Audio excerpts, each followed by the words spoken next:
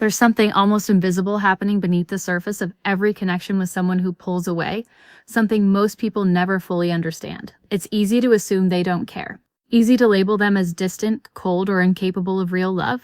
But that assumption misses something deeper, something much more precise. Because the truth is, they do care. Just not in the way most people expect. And more importantly, they don't value what most people try to offer them. They're not moved by constant reassurance. They don't feel closer because of endless texting or emotional intensity. In fact, the very things that are supposed to bring people closer often make them slowly step back. Not dramatically, not all at once, but quietly, subtly, until one day you realize something has shifted and you don't know exactly when it happened. What makes this even more confusing is that you can be doing everything right. Showing up, being available, expressing your feelings, trying to build something real. And yet, it still feels like you're losing them.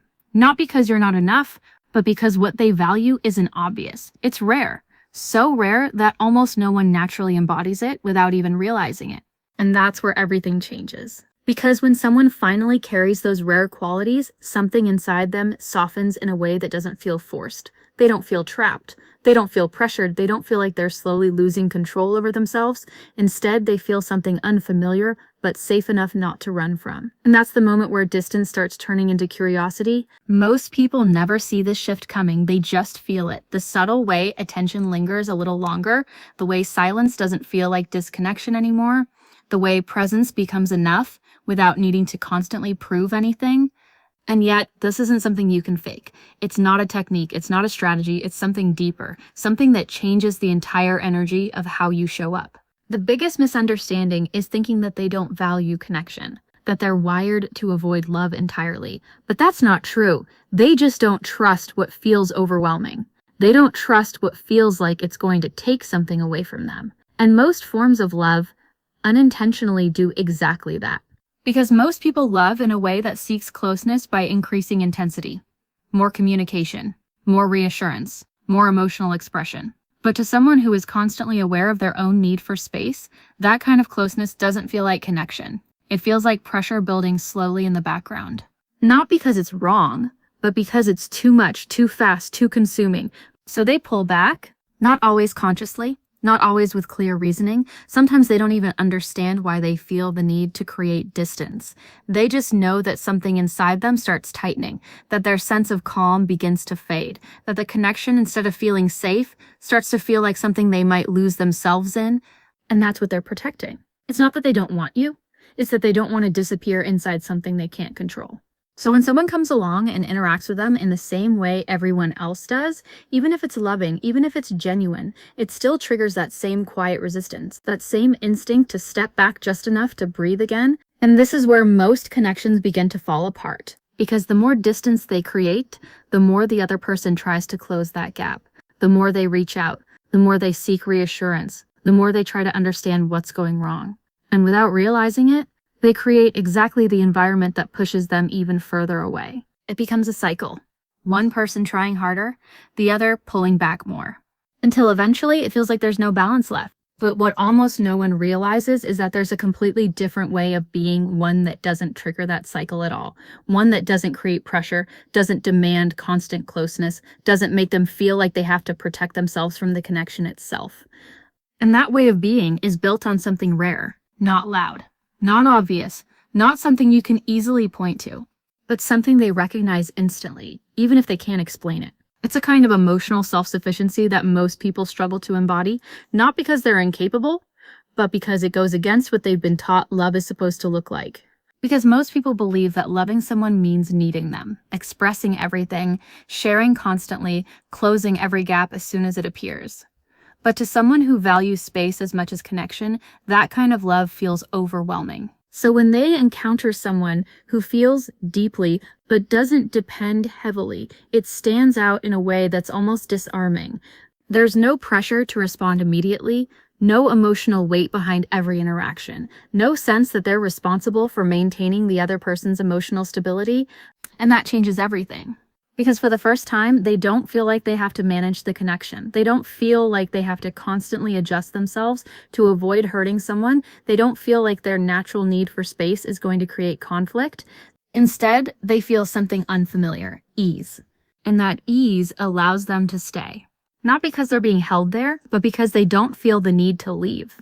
This kind of presence doesn't chase when there's distance, it doesn't panic when there's silence, it doesn't interpret every shift as something negative that needs to be fixed immediately.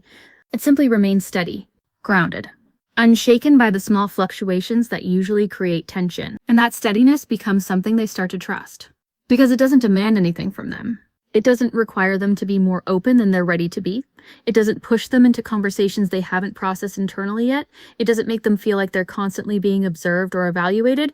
It just exists in a way that feels calm instead of consuming.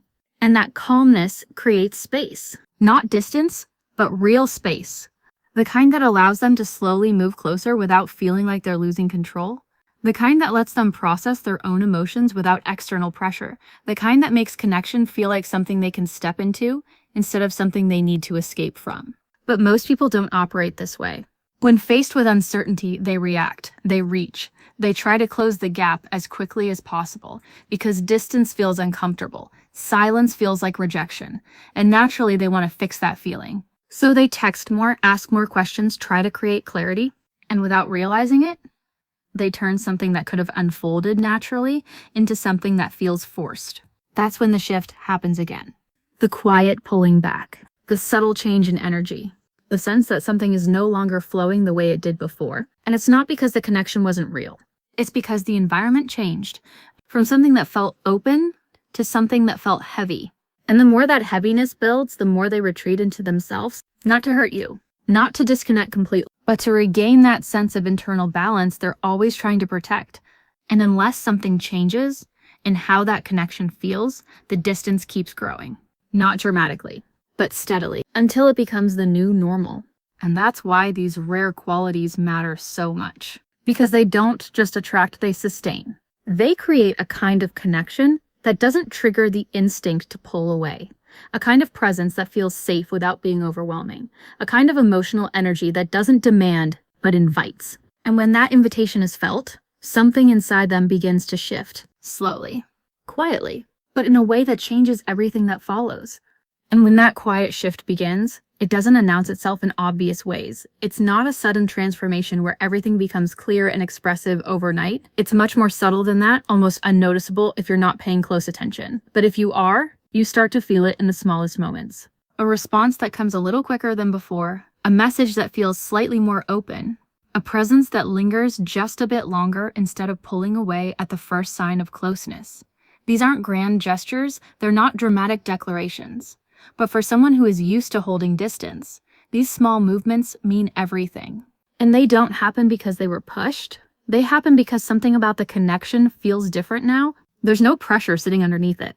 No expectation waiting to be fulfilled. No silent demand for them to show up in a way they're not ready for. And because of that, they begin to relax. Not fully, not all at once, but enough to stay a little longer than they usually would. Enough to explore the connection instead of instinctively stepping away from it.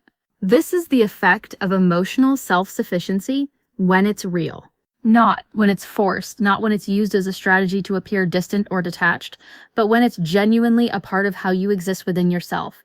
Because there's a difference between acting like you don't need anything and actually being grounded enough that your emotional state isn't constantly dependent on someone else's behavior. And they can feel that difference instantly. If it's an act, it eventually reveals itself.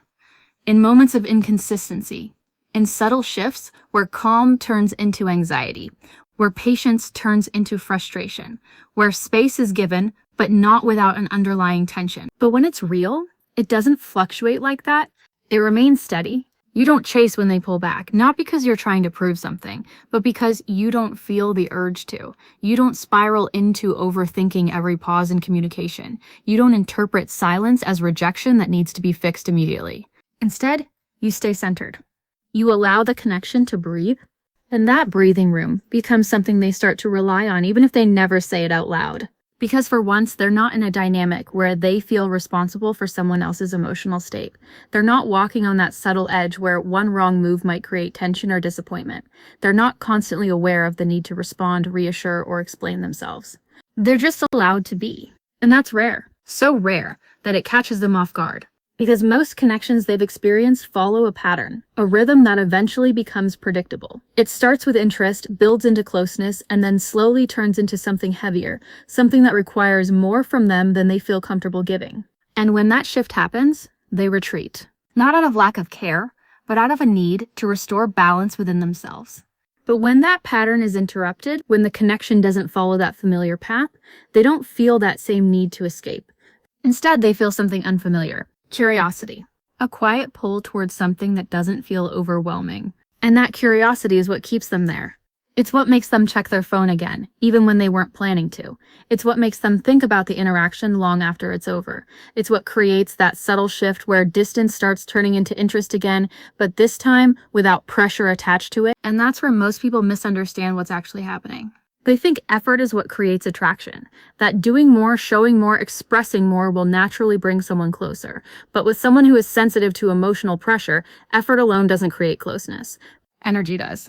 The energy of how you show up, the absence of neediness, the presence of calm, the ability to stay connected without trying to control the outcome. And when that energy is consistent, it begins to change how they experience the connection itself. They stop associating closeness with pressure. They stop anticipating that familiar shift where things become too much. They stop preparing themselves to pull away because there's nothing pushing them in that direction anymore. And this is where something even deeper begins to form. A sense of trust, not built through words, but through experience. Because trust for them isn't created by promises or constant communication, it's created by how safe they feel existing within the connection. And safety, in this case, doesn't come from intensity. It comes from emotional space, from knowing they can step back without losing everything, from feeling like their pace is respected without being questioned, from experiencing connection that doesn't demand more than they're ready to give. And when that kind of safety is present, they start to open in ways they usually don't. Not all at once, but gradually. They share a little more, stay a little longer, engage a little deeper, and it doesn't feel forced, it feels natural. But here's where most people unknowingly break this. They start noticing the shift, and they react to it. They see the increased attention, the slightly deeper engagement, the subtle signs of closeness, and they interpret it as a signal to move things forward faster, to ask more questions, to seek clarity, to define what's happening. And in doing that, they unintentionally reintroduce pressure into something that was unfolding naturally. Because for someone who processes emotions internally, being asked to explain what they feel before they fully understand it themselves creates tension. It makes them aware of something they weren't ready to define yet. And that awareness, that sudden focus on what is this or where is this going, shifts the energy again. From something that felt open to something that feels like it needs to be figured out. And that's when the hesitation returns. The slight pause before responding, the subtle pullback in engagement, the feeling that something has changed, even if nothing obvious was said. And it's not because they lost interest. It's because the connection started to feel like something they might have to manage again, something that might require more from them than they're comfortable giving. And so they create space, not as a rejection, but as a way to regain that internal balance. This is why non-intrusive understanding is so rare and so deeply valued, because it allows the connection to exist without constant evaluation, without the need to define every stage, without turning every moment of closeness into something that needs to be analyzed or secured. It's the ability to understand without needing immediate clarity, to trust the process without forcing direction, to allow silence without assuming disconnection. And when someone embodies that, it changes everything. Because now they're not just experiencing connection. They're experiencing freedom within connection. And that's something they don't walk away from easily. Because for once, they don't feel like they have to choose between being close to someone and being true to themselves. They can have both. And that realization, even if it happens quietly, is what makes them stay. And when they begin to feel that they don't have to choose, something inside them softens in a way that's almost unfamiliar to them, not dramatic, not overwhelming, just a quiet release of tension they didn't even realize they were holding. Because for so long, connection has felt like something that comes with a cost. A slow trade between closeness and independence. The closer things get, the more they feel like they might lose parts of themselves. Their space, their pace, their internal world that they've learned to protect so carefully. So even when they want connection, there's always that underlying awareness, that subtle voice reminding them not to go too far, not to get too comfortable, not to fully let their guard down. But now, that voice starts to fade. Not completely, but enough for them to stay present a little longer without feeling the need to retreat. enough for them to engage without constantly monitoring how close things are getting, enough for them to experience connection without preparing an exit in the background. And that shift doesn't come from being convinced. It comes from being understood, without intrusion, because when someone stops trying to decode every silence, stops asking for constant clarity, stops turning every moment into a conversation about where things are going, it creates a kind of emotional quiet that they're not used to. A quiet that feels safe. They don't feel watched. They don't feel analyzed. They don't feel like every word or lack of it is being measured for meaning. They're just allowed to exist in the connection without pressure to perform emotionally. And in that space, they begin to show more of them, not because they're asked to, but because they want to. They start opening up in small, almost unnoticeable ways, a thought shared without being prompted, a moment of vulnerability that slips through without overthinking, a piece of their internal world that they usually keep to themselves, slowly becoming visible. And what makes this different is that it's happening on their terms, at their pace, without being pulled or pushed in any direction. And that's what makes it real. Because when openness is forced, it feels unnatural to them, like they're being asked to skip steps in a process that needs time. But when it unfolds naturally, it feels safe enough to continue. And that safety builds something deeper than attraction. It builds trust. Not the kind that's spoken about, but the kind that's felt. The kind that forms quietly through consistent experience. Through moments where they expected pressure, but didn't find it. Through times where they created distance, and it wasn't taken personally. Through interactions where they were allowed to come and go without feeling like they were risking the entire connection. And over time, that consistency changes how they see you. You're no longer someone they have to be careful around. You're no longer someone they have to manage. You become someone they feel safe returning to. And that's when something else begins to take shape. A subtle sense of attachment, but without the usual fear that comes with it. They start thinking about you more. Not because you're constantly reaching out, but because your absence doesn't feel heavy. It doesn't carry pressure.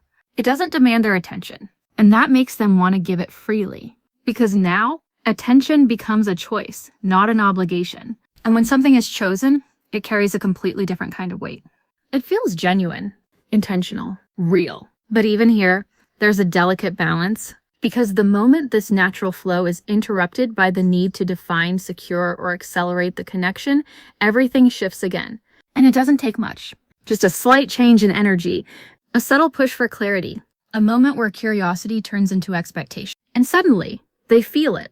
That familiar tightening, that quiet awareness that something is being asked of them before they're ready to give it. And even if the intention behind it is completely valid, even if it comes from a place of wanting something real, it still triggers that same instinct to step back. Because for them, timing matters more than intensity. And when something moves faster than their internal process, it creates resistance. Not because they don't care, but because they need space to understand what they feel before they can express it.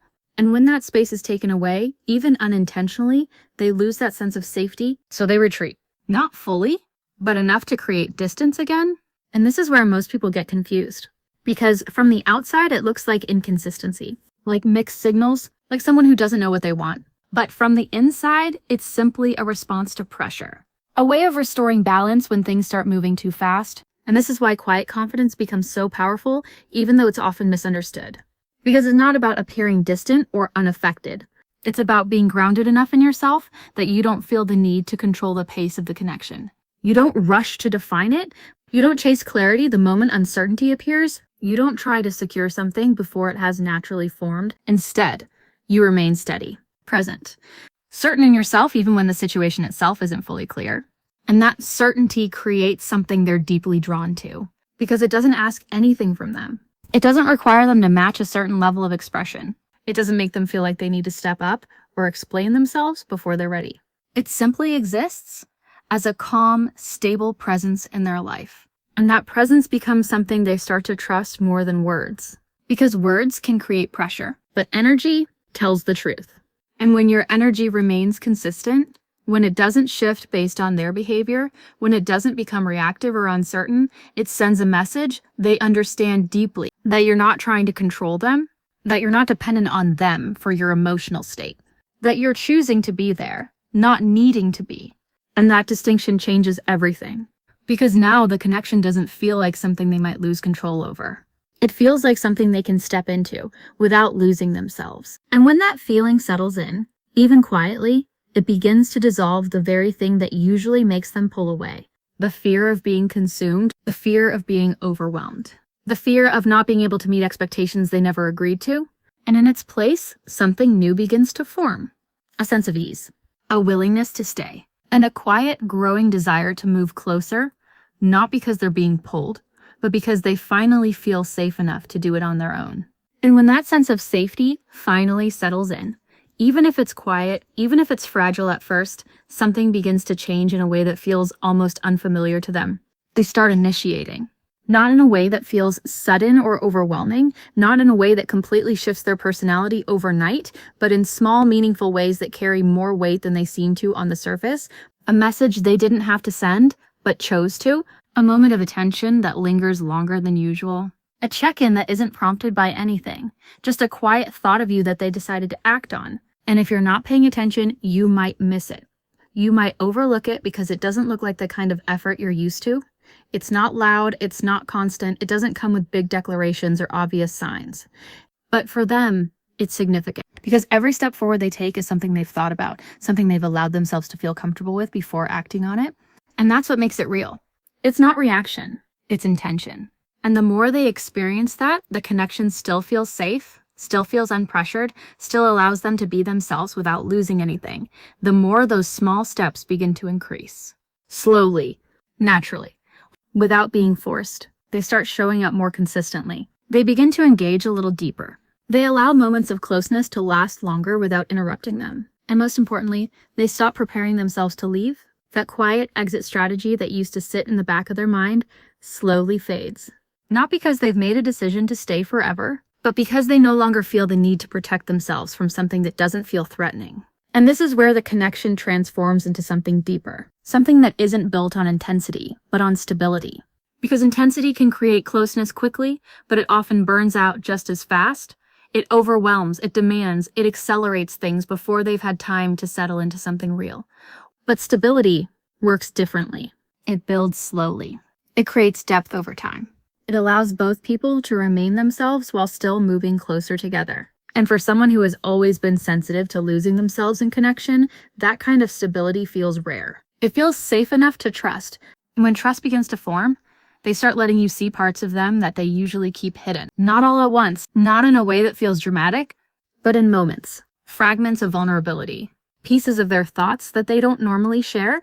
Emotions that they've learned to process alone, now being expressed even if only slightly. And what matters most here isn't how much they open up.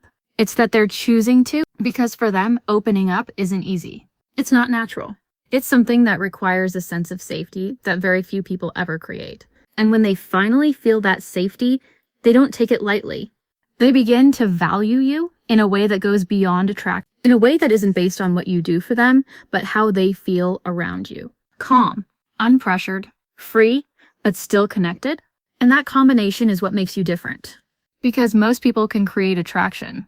Most people can create moments of closeness. But very few can create a space where someone feels safe enough to stay without feeling like they're giving something up. And that's why these qualities are so rare. Because they require you to be something, not do something. To be grounded instead of reactive. To be understanding instead of intrusive. To be confident without needing constant reassurance. And that kind of presence can't be faked. It shows in how you respond to silence, in how you handle distance, in how you remain steady even when things aren't fully defined. And when someone experiences that consistently, it changes how they see you. You're no longer just someone they're interested in.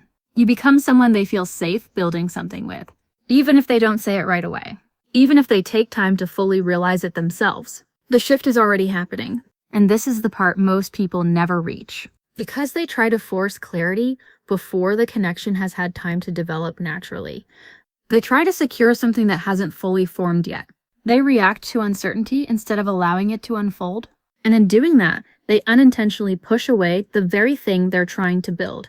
But when you move differently, when you allow things to develop at their own pace, when you don't let fear dictate your actions, something powerful happens. The connection becomes mutual, effort becomes balanced. And closeness becomes something that grows naturally instead of something that has to be chased. And that's when they stop running. Not because they've changed who they are, but because the connection no longer triggers the part of them that feels the need to escape. It feels safe. It feels steady. It feels like something they can be a part of without losing themselves in it. And that's all they've ever really needed. Not perfection. Not constant attention. Not overwhelming love. Just a connection that doesn't take more than it gives. A presence that doesn't pressure them to become someone else. A space where they can exist fully without feeling like they have to protect themselves from it. And when they find that, they don't walk away from it easily, because what you've created isn't just attraction, it's something deeper, something rare, something they don't come across often, and that's why they stay. Not because they have to, but because for the first time, they want to.